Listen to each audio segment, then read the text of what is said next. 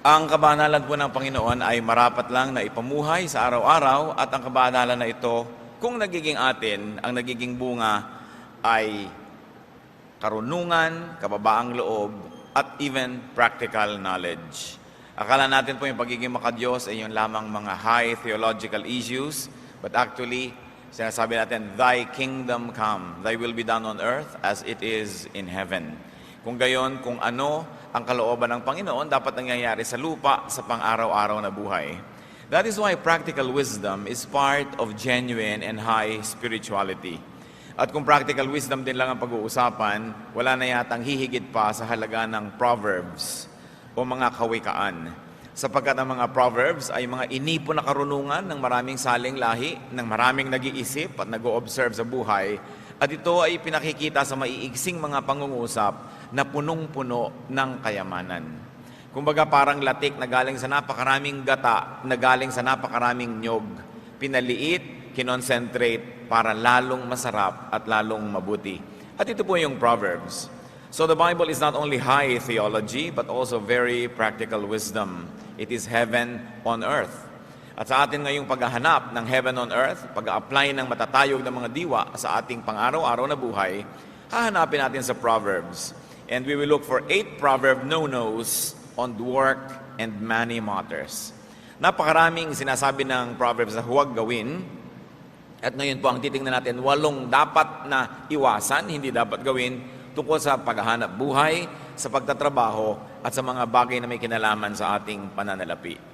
Amang Diyos, salamat sapagkat kayo ay God of wisdom, God of everyday life.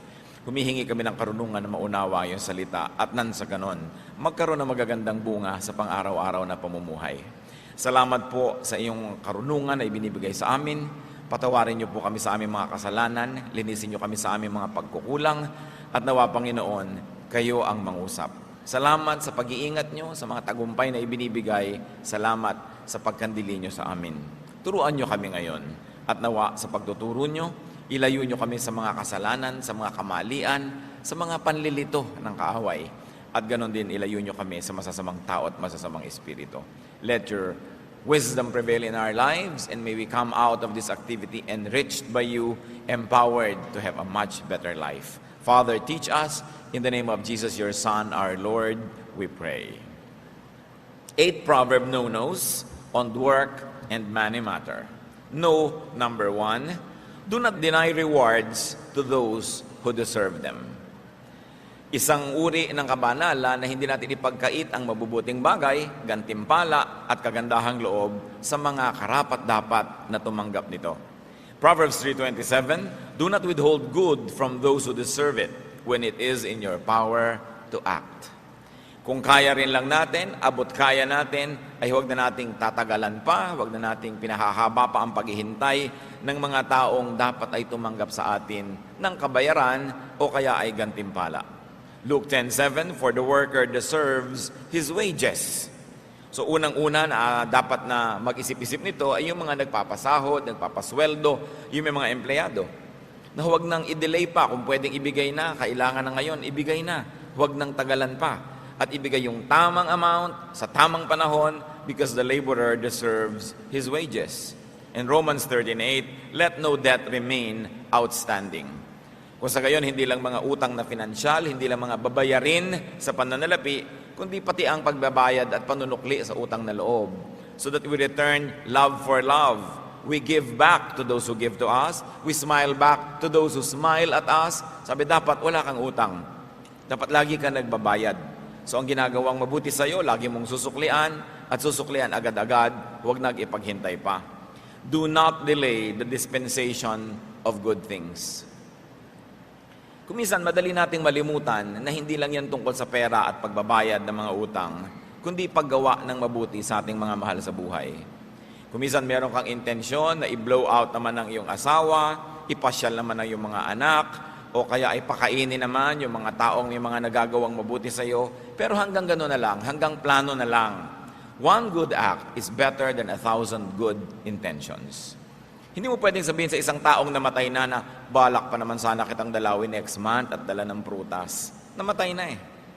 Hindi mo pwedeng sabihin sa isang tao na lumayo na ang loob sa iyo, na balak sana kitang ipasyal, mahalin, balak kitang isipin at pag-isipan lagi, pero lumayo na yung loob, hindi mo na maibalik, nahuli. Sabi nga ng mga matatanda, aanhin pa daw ang damo kung patay na ang kabayo. Kaya kung meron tayong mabuting magagawa, mabuting binabalak gawin, gawin na. Una, hindi tayo nakakatiyak na pag ginawa natin yon ay welcome pa doon sa tatanggap yung ibibigay natin. Hindi rin natin alam kung siya'y malusog pa o buhay pa o gising pa, kumpleto pa ang pag-iisip sa panahon na gusto nating ibigay. At hindi rin natin alam kung sa panahon na gusto nating ibigay yon, tayo'y malakas pa o buhay pa. Dapat ibigay na natin agad ang mga dapat ibigay. Proverbs 3:28, do not say to your neighbor, come back later, I'll give it tomorrow, when you now have it with you. Nanghihiram, humihingi, nagpapatulong ang tao, pwede mo nang ibigay, papatagalin mo pa. Kung minsan merong nanghihiram sa'yo ng pera, pero sige next week gagawa ako ng paraan, pero kaya mo na ngayon. Pero ayaw mo namang magmukhang dali-dali kang nagkapera dahil baka kaabusuhin. Pwede mo naman sabihin, alam mo, ang tagal-tagal kong inipon-ipon ito, o eto ngayon, na sabi mo rin na hindi naman ganun kadaling maglabas sa'yo ng pera para hindi ka abusuhin, pero hindi mo naman tinagalan pa ang pwede mong ibigay na. Kindness delayed is kindness denied. No? Bakit naman gusto natin at sinasabi sa Biblia na ibigay mo na yung dapat ibigay, huwag mo nang tagalan? Una, dahil mahal ng Diyos yung mga nangangailangan na dapat nating tulungan. Pero huwag nating kakalimutan na ipinagagawa sa atin yon dahil mahal din tayo ng Diyos. Dahil alam ng Diyos na una, lahat ng ginagawa nating mabuti ay aani din tayo. So bakit mo tatagalan ng pagtatanim? Di tumagal din yung pag-aani. Na-delay din yon. At alam din ng Diyos na kung meron tayong mabuting kalooban at ninanais gawin na mabuti, pag hindi natin nagawa at hindi na tayo nagkaroon ng pagkakataong gawin yon, maaari tayong pahirapan ng ating budhi. Feelings of guilt will haunt you, you will feel bad, and it is not good for you and for your health. Kaya sa Proverbs, makikita natin lahat yung kabutihan na yan. Hindi lang pang ibabaw ng mga kabutihan, hindi lang yung mga instant results, kundi may malalalim na counterpart yan in the spiritual world na kahit hindi natin nauunawa ngayon, sundin na lang. Hindi magiging Proverbs ang Proverbs kung yan ay hindi napatunayan ng maraming saling lahi at ng mahabang panahon ng pagsunod at pagsuway na tama nga yan. So sundin natin dahil nauunawaan, at kung hindi nauunawaan, sundin pa rin. Kesa naman ang ating pairalin sa ating buhay ay kamangmangan, katigasan ng ulo, sapagkat yang nakasulat dyan ay napatunayan na totoo at epektibo. At huwag ding mambitin. Merong mga anak, dadalaw sa mga magulang nila sa probinsya. Bibigyan naman, aabutan naman pala ng pera. Pero kung kailan aalis na at pabalik na sa Manila. Samantalang iisip-isip yung matatanda, ano kaya ang bibiling kong ulam? Ano kaya ang ipapakain ko sa mga ito? Magkano kaya ang ibibigay sa akin? Uubusin ko kaya itong nalalabi kong savings dito? Paano kung konti lang ang ibigay? Paano na ako bibili ng gamot ko? Etc. etc. Meron din naman kuminsan, pupunta ka sa isang, inimbita ka ng isang church, sa isang kelayo-layong lugar, isang linggo ka doon at kung ano-ano. Mabuti ng mabuti kung yung speaker ay may baon, pero kung kailan aalis ka na at sasakay ka na doon sa bus at saka palang ibibigay sa iyo yung love gift, so hindi ka malang nakabili ng kahit na maruya na pang uwi sa pamilya mo dahil kahuli-hulihang sandali na ibinigay. Dapat kung may ibibigay kayo, ibigay nyo na agad. Para yung pinagbigyan nyo makapagplano kung paano siya gagastos, kung paano ba siya magtitipid. Huwag nang tagalan. Do not keep people in suspense. It's a very important practical wisdom that godly people should never forget. Another Proverbs no, do not be lazy. Kailangan pa ba naman pag-usapan yan? Pero sabi nga ng marami, ang paalala daw ay gamot sa taong nakalilimot. Kung minsan pinag-uusapan natin, ba't kaya mahirap ang ating mga mamamayan? Mayaman ng Pilipinas, mahirap ang maraming Pilipino. Totoo rin naman kasi maraming taong tamad. Wala nang inisip kundi ubusin ang oras sa pagsasaya, sa pagtulog, sa pagpapahinga, sa pag-inom, sa pagchichismisan, sa paglilibang-libang, pero walang ginagawa na productive effort. Proverbs 20:13, do not love sleep or you will grow poor. Stay awake and you will have food to spare. Natutulog ang tao para magkaroon ng lakas para makapaghanap buhay. Hindi siya natutulog para lang matulog ng matulog at hindi nabubuhay ang tao para itulog lang ang buhay. And very importantly, do not associate with lazy people. Do not reward laziness. Kung minsan may mga kapatid ka na productive, merong mga tamad, pero yung tamad, yun pa ang palahingi, yun pa ang palaasa, yun ang maraming iniisip na gastahan. Kailangan hindi laging sinusuportahan ang mga hilig at mga bisyo ng mga tamad, sapagkat lalo lang silang nasasanay na magpakatamad at iasa ang kanilang buhay dun sa mga masisipag. True godliness will result in industry. It will result in us becoming very, very good and excellent and fruitful workers.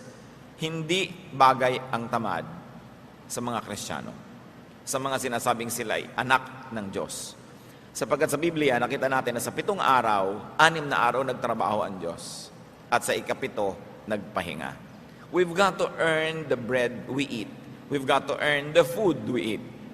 Unless we're too old, too young, or too weak, we are not exempted from having to work. Kung minsan din nakikita mo, marami mga tao, hindi pa naman talaga mahina, nagre-retire na. Kaya tuloy nabibilis ang paghina. We can semi-retire, we can slow down a little bit, pero habang nabubuhay ang tao, mas magandang productive siya. Naghahanap buhay pa rin. Habang kaya ng isang tao na siya ay kumita fully o partially, dapat ginagawa yun. Hindi yung ambisyon na lang natin, kung minsan, iasa na lang ang buong panahon ng pagtanda natin sa ating mga anak. Bagamat mabuti, mainam, dapat na ang mga anak ay maging supportive sa mga parents. Mabuti rin na ang mga magulang, habang kaya natin, huwag muna tayong umasa. No? Kasi kung minsan, yung mga anak din naman natin, hindi naman pag-abot-abot ang kinikita nila, pagkatapos mag-aasawa pa sila, magpupundar, magsisimula sa buhay, nakagagapo sila. Minsan hindi na sila makaangat-angat, hindi na sila maka-take off sa dami ng dala-dala na mga umaasa sa kanila. Ngayon, mainam lang umasa kung tayo sobrang tanda na nga, o sobrang bata pa lang, o sobrang mahina ang katawan natin dahil tayo may karamdaman. But we should always be productive. At ang tao talaga, pati yung mga brain cells niya, nare-refresh, nare-renew, kung siya lagi nagtatrabaho at na-challenge mag-isip, hindi yung inaagad natin at dinadalian ang sobrang pagpapahinga, sapagkat yan ay hindi rin nakakabuti sa ating sariling kalusugan. Do not be lazy. And another Proverbs no-no is do not cheat in business. Proverbs 20:23, the Lord detests differing weights, and dishonest scales do not please Him. Nakita po natin kung gaano kadetalyado ang Diyos, kung gaano kadetalyado maging ang Biblia, pati yung mga madadayang timbangan, kinamumuhian daw yan ng Diyos. So kung tayo ay nagtitinda, hindi dapat madaya ang mga timbangan. Hindi tayo dapat nandadaya in terms of quantity, in terms of quality, and sometimes in terms of schedules. Meron kang kontrata, dapat mag-deliver ka ng ganong bagay, tapos hindi mo naman sinisikap na ma-deliver at puro ang ino-offer natin excuses. This is not godliness in action. Ang salita ng isang Christian businessman ay isang kontrata na. At liban na lang tayo hinadlangan ng kalusugan, ng mga forces of nature, o mga bagay na lampas sa ating kakayanan, dapat pinaninindigan ang ating mga pananagutan. That we do not cheat in business. That people get what they pay for. Hindi yung dinadaya yung quality, yung quantity, at kung sari-saring mga pagtitipid. Kung minsan, nakakalungkot yan, bibili ka ng bahay na hulugan, ginawa ngang affordable, pero sobrang namang rupok.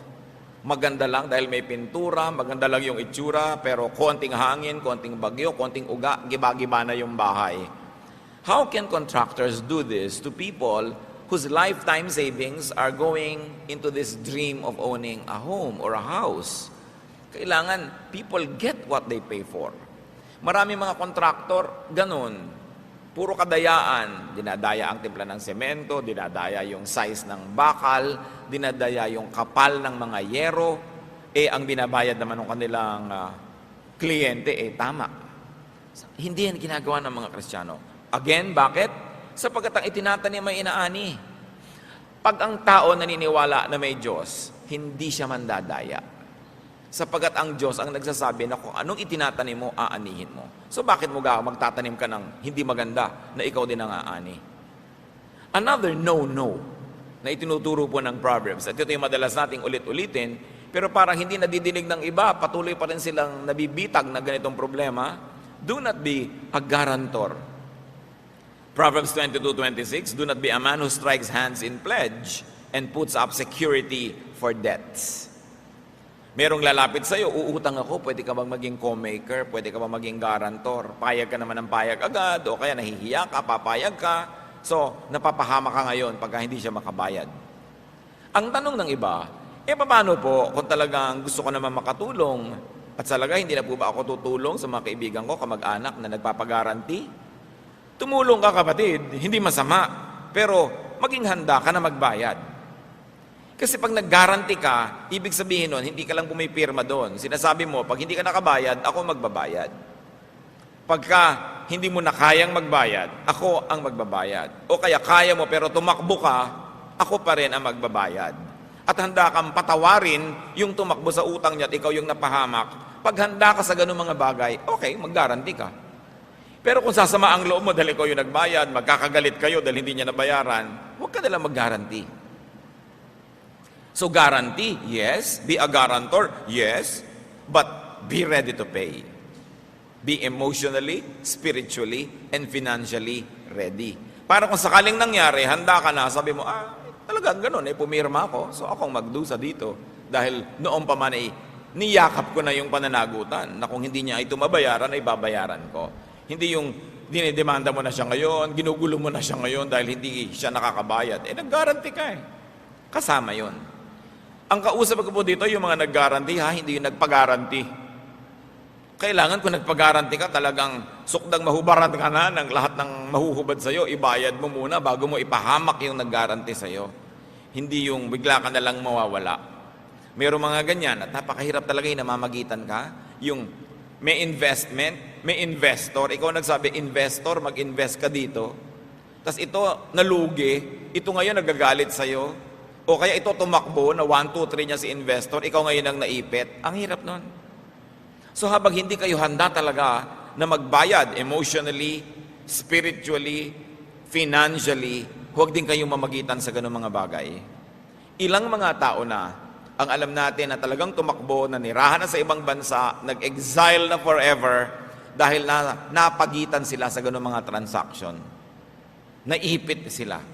Yung iba, alam naman nila at sinasadya nila, pero marami, inosente talaga, hindi nila alam na doon magwawakasyon. Yung mga nag-i-invest naman, tatandaan ninyo, ang investment, may kakambal yan na peligro. Walang guaranteed income. Hindi tayo tiyak kung anong talagang kakasigurado ka nakikita ang investment. Kaya pag may lumalapit sa inyo, Sir, ma'am, sister, brother, mag-invest ka dito, siguradong kikita ito.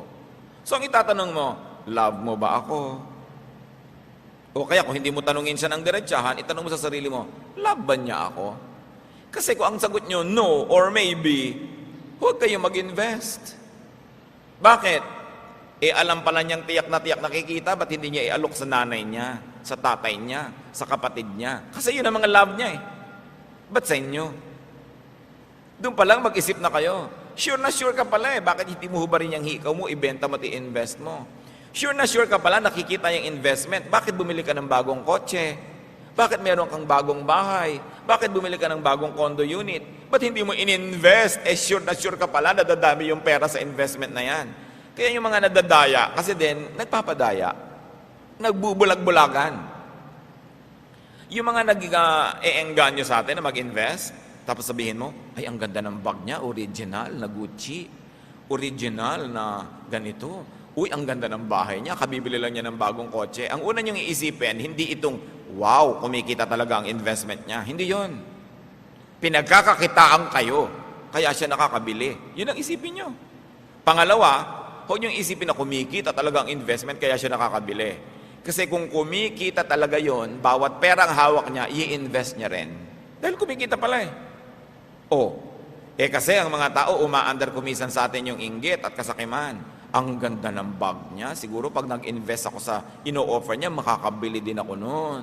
Ang dami niyang cellphone, 5. So siguro ako makakapito pa, ako mag-i-invest din ako. Nakikita nyo, gasta ng gasta. Pakakaulit-ulitin ko, kung nakakatayak siya sa investment na ino-offer niya, hindi siya gagasta, i-invest niya yung pera doon.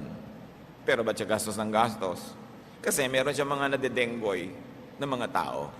Tapos ngayon, iiyak-iyak ka pag tinakbuhan ka, iiyak-iyak ka pag hindi kumita yung investment mo. Hindi mo ba nakikita na sa high cost of living nitong ahente na ito o nitong namamagitan na ito, saan niya kukunin yun kundi sa mga tao tulad mo? Kaunting pag-iisip, makakaiwas tayo sa maraming dilubyo. So do not be a guarantor and do not believe people who always guarantee. Lagi akong may doubt sa ganyan. Yung nag-a-apply na driver, kaya mo ba na drive-in tong ganito? Opo, kayang-kaya ko yan. Pagka sinabi yung kayang-kaya, mag-doubt kayo. Dahil yung mga tunay na marurunong, tingnan nyo po, tingnan natin, sisikapin po natin. Kasi dinadaya ka na maraming mga pangako. Yung mahilig mangako, walang laman sa loob. Kaya dapat ang tao nag-iisip-isip, no? Pagka sinabi mo sa ng isang tao, lumiligaw sa'yo, mamahalin mo ba ako for life? Pag sabi sa'yo, yes, promise. Mag-doubt ka. Kasi yung tunay na tao nagmamahal, ang sasabihin niya, I'll do my best, sisikapin ko. Dahil alam niya na pwede rin naman siyang matempt, pwede rin siyang magkulang. Yun ang mas honest na paraan at mas katanggap-tanggap at mas kapani-paniwala. Huwag tayo nagpapadala sa mga magagandang mga salita. Another no-no na itinuturo sa atin ng Proverbs, do not land grab. Proverbs 22:28, do not move an ancient boundary stone set up by your forefathers. Gumamit dito ng isang activity na talagang ginagawa ng marami, binubunot nila yung muhon, yung mga boundary ng lupa, kinakain yung kapitbahay para lumaki ang kanilang area. Do not take what is not yours. At sa pag-aagaw ng lupa na ganito, hindi lang literal na lupa ang pinag-uusapan. Do not grab credit if you don't deserve it. Kung hindi ikaw ang nag-isip ng isang ideya, huwag mong palabasin na ikaw ang nag-isip nun. Pagka hindi ikaw ang nakahanap ng hinahanap, huwag mong palabasin na ikaw ang nakakita nun. In other words, get what you only earn and deserve in what you really own. Hindi ka dapat mangaagaw. Once more, bakit? Because you harvest what you plant. Magtagumpay ka man na makapang-agaw ngayon, babalikan ka niyan at maaagawan ka. Kung minsan hindi mo alam na aagawan ka pala, akala mo nagtagumpay yung mga pang-aagaw mo noon, hindi mo nakikita na higit lalo palang dapat kang maraming tinanggap kung hindi ka naagawan bilang ganti sa mga pang-aagaw na ginawa mo. Lalong-lalo na huwag na mga agaw ng asawa ng may asawa. Diba? Talagang napakalaking gulo ang lilikain mo noon. Good manners and right conduct, merong magnobyo na, huwag ka namang agaw. Ngayon, kung nagkagalit sila, nagkasira, at saka ka nila magparamdam na available ka. Pero yung magkasama na, may usapan na, guguluhin mo pa, pang-aagaw ang ganyan mga bagay. Kasi sinasabi sa 10th commandment, you shall not covet. You shall not covet anything that belongs to your neighbor. Pagka ang isang tao naging covetous, mapaghangad, mainggitin,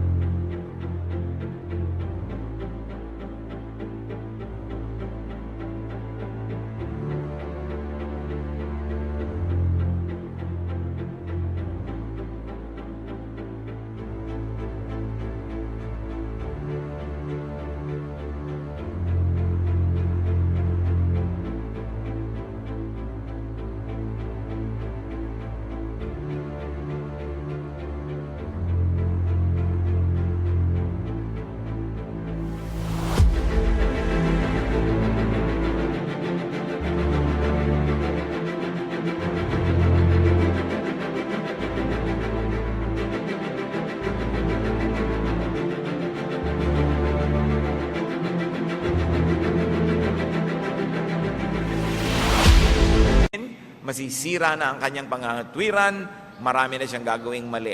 Mga mali na kung minsan magbunga man ng instant pleasure, napakamahal ng bayad at babayaran din.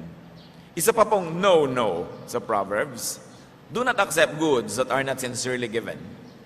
Huwag tumanggap, huwag mag-enjoy ng mga bagay na hindi naman buo at taos-pusong ibinibigay sa iyo. Proverbs 23:6-8, do not eat the food of a stingy man. Do not crave his delicacies. For he is the kind of man who is always thinking about the cost. So yung mga matutuos daw na tao, kwenta ng kwenta, naku, huwag ka nalang magpalibre dyan. Huwag ka nalang tumanggap ng mga bagay na galing sa Kanya. Kukwentahan ka niya. At hindi ka pa nakatatalikod, sinisimula na niyang balakin kung paano ka sisingilin. Eat and drink, He says to you, but His heart is not with you.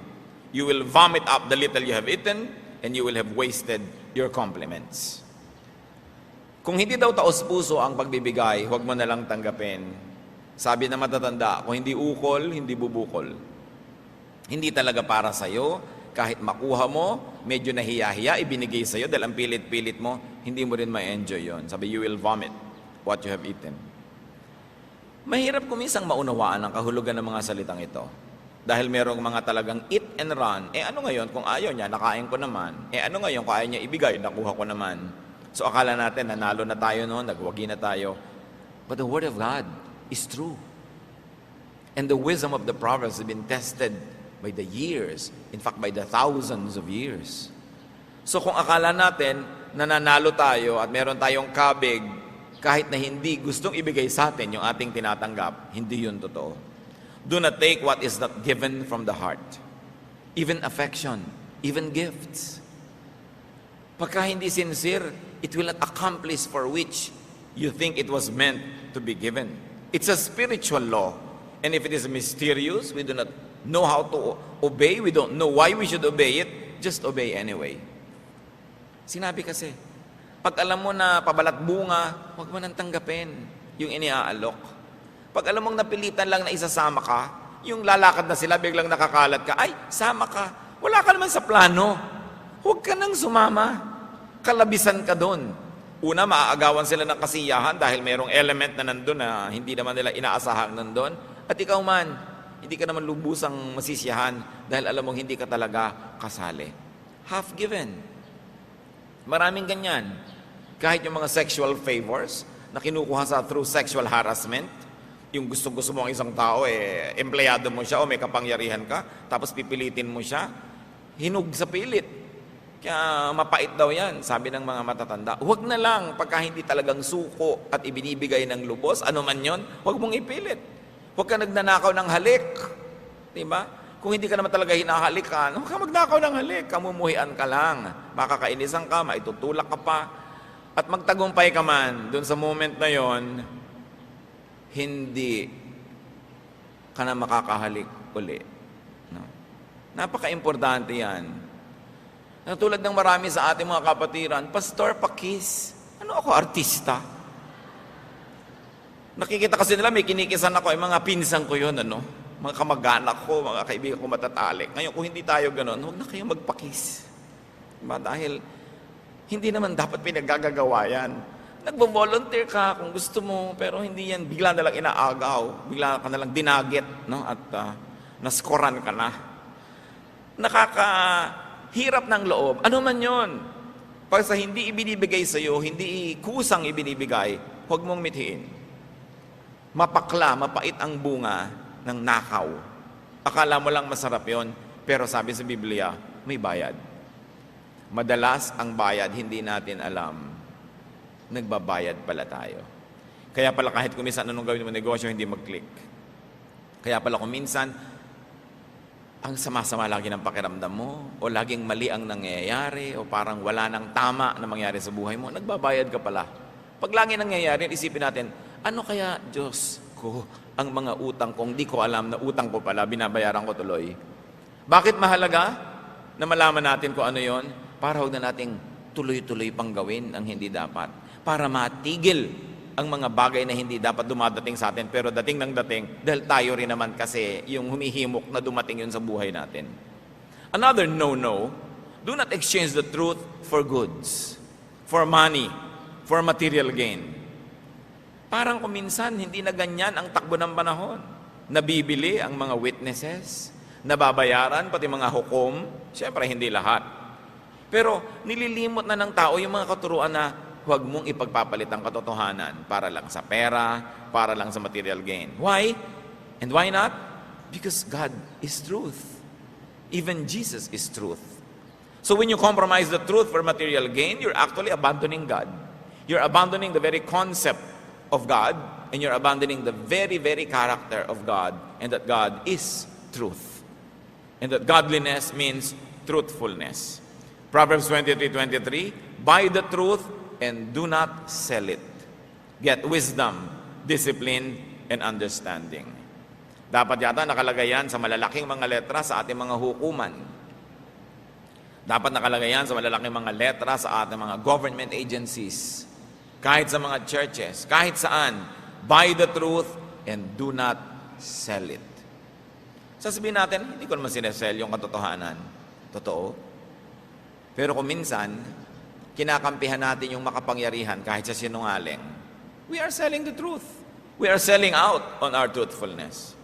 Kung minsan may naaaping isang tao na makatotohanan, makadiyos, hindi ka nalang kikibo. Kasi yung nang-aapi, makapangyarihan, may pera, o may napapala ka sa kanya, that is a way of selling the truth.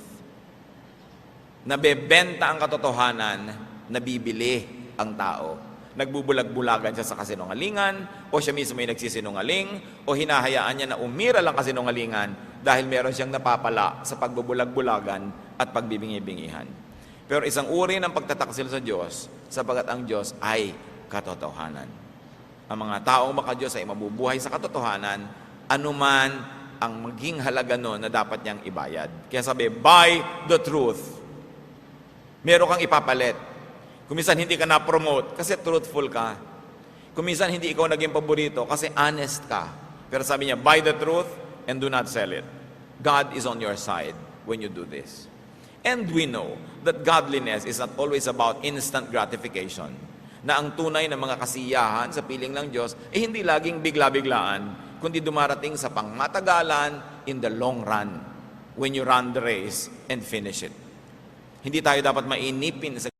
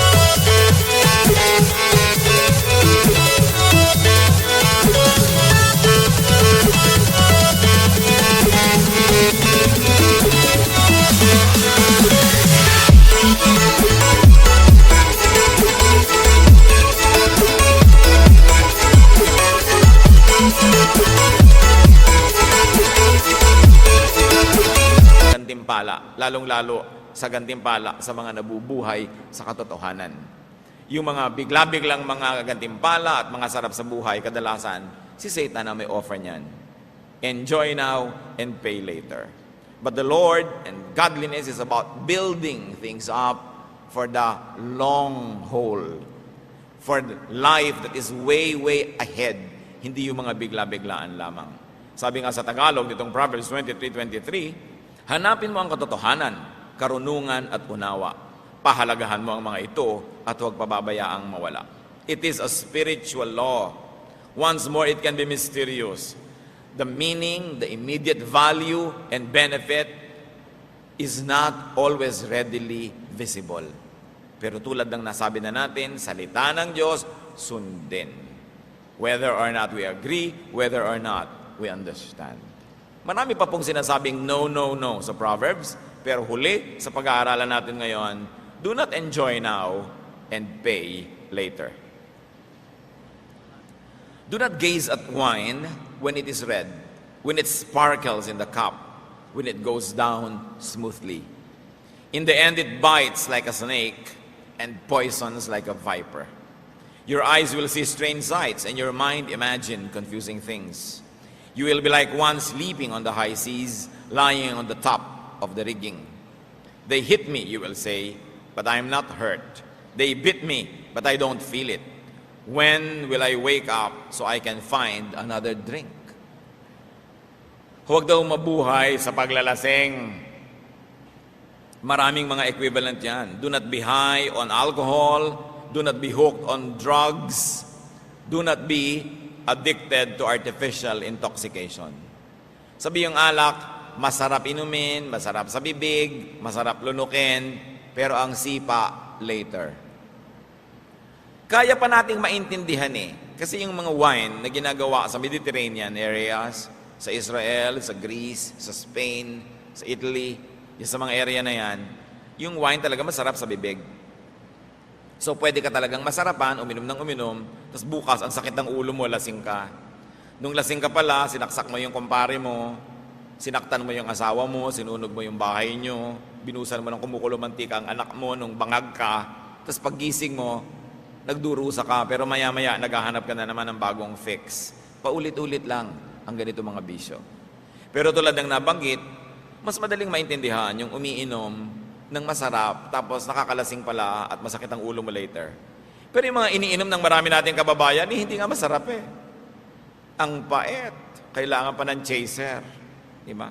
Kailangan pa ng pulutan para medyo malimutan mo yung guhit sa iyong lalamunan. Kaya pag may mga tagayan, ikaw, ay nakainom na ako. Ikaw naman, nagtutulak-tulakan actually kung sinong iinom. Pero bakit nag-uumpok-umpukan para mag-inuman? What the verse is saying is, do not exchange a morning after headache for a besotted sleep. Huwag ipagpalit, no? Sa konting sarap sa pag-inom, yung bukas may headache ka, may problema ka pala, meron ka palang gagawin na hindi mo nagawa, meron ka palang hindi mo dapat gawin na siya mo namang nagawa. Do not let the devil take tomorrow just so to have a good time tonight. Do not sacrifice long-term for short-term pleasure. And do not rest now and then work later because you did not do your work at the time that you should be doing it. Plant first. Do the right thing first so that you will harvest at the right time. Isa yan sa mga dapat nating laging tandaan, lalo sa ating kultura. Lagi nilang nagiinuman ng mga tao. Bakit naman yung mga tunay na lalaki, hindi naman kapagkita-kita ng hindi nalalasing? At hindi naman titigil uminom hanggang hindi lasing. Sana uminom lang ng kote tapos tumigil na. Pero hindi, talagang 8 cases ng beer. Talagang hindi sila titigil hanggang hindi mga lango. Talagang hindi titigil hanggang hindi sila nag-aaway. Ang dami-dami naman magkakasundo nung nagsisimulang inuman, tapos mamaya nagsasaksakan na pala. Paano? Weak characters lean on strong drink. Yung mga duwag, hindi makapagsalita kundi lasing. Yung mga mahihina ang loob, hindi makapagtapat kung hindi lasing. Kailangan pa nilang lasingin ang mga sarili nila, tapos tatawagin nila yung sarili ang tunay na lalaki. Kailangan mong malasing para ka tumapang. Anong tunay doon? Kailangan nating i-review yan kasi tuwing na lang may fiesta, tuwing na lamang may birthday, tuwing na lamang may okasyon, lagi nilang hindi nawawala ng pasyente sa ospital pagkatapos kasi may nagsaksakan ng basag na bote, may nag-away. At tuwing may naglalasing na mama, may ninenervyos na ginang. May ninenervyos sa mga anak sapagkat ang kanilang papa-papa na ang bait-bait pag nalalasing nagiging halimaw. So bakit kailangan gawin ang mga bagay na ito? Paulit-ulit na lang. Tingnan ninyo, generation to generation to generation, yung mga tatay na mangiinom, nagkakaroon ng mga anak na mangiinom, nagkakaroon ng mga apong mangiinom, na usually pare-pareho naman silang nakalugmok sa kahirapan, pare-pareho mga lubog sa utang, pare-parehong walang maging bunga ang buhay, hindi pa rin natuto na dapat baguhin ang paraan ng pamumuhay. Kailangang tigilan ang ganito mga bisyo. So work, business, money matters are very important elements of life. Kaya nasa Proverbs. Kaya nasa Biblia. The Bible, and now very especially the Proverbs, teach us on work ethics. Teach us on the way to a good life. They teach us values concerning money, business ethics, work ethics. Because spirituality should also be concerned about the here and now, about concrete realities. So we should learn from the Proverbs. Ama namin, salamat sapagkat marami kayong mga itinuturo. Yung iba, alam na namin, kaya lang kailangan laging sariwain dahil nalilimutan din naman kahit alam. At yung mga iba, hindi masyadong madaling maintindihan. Turuan mo kami, Panginoong, unay unawain ang iyong mga pinagbabawal na ito. At makita namin yung karunungan mo kung ba't ito'y ayaw mong gawin namin sa buhay. Ngunit kung may mga bagay na hindi namin lubos maunawa, sumunod na lang kami. Sapagkat alam namin, Panginoon, ang iyong salita ay hindi pwedeng maging mali. Ituro mo sa amin na pakinabangan ng mga salita dito sa Biblia sa pamamagitan ng pagsunod sa kanila sapagkat ito'y napatunayan na ng marami mga saling lahi at ito'y patuloy na nangungusap sa amin. Magbulay-bulay tayo mga kapatid kung ano man ang mga practical considerations that we should do because of this review. Sa palagay ko naman, walang bago tayong pinag-aralan, pero kailangan laging balik-balikan yung mga basics sa buhay sapagkat madalas yun ang nalilimutan. Ano ang mga dapat nating gawin bilang reaction sa mga paalalang ito? At kung meron man tayong isa o dalawang practical things that we should do, sasabihin natin, ito gagawin ko, ito hindi ko gagawin, nakinabang tayo ng lubos sa pagtitipon-tipon, sa pagsamba, at sa pag-aaral ng salita ng Panginoon. Magbulay-bulay tayo sa ilang saglit ng katahimikan.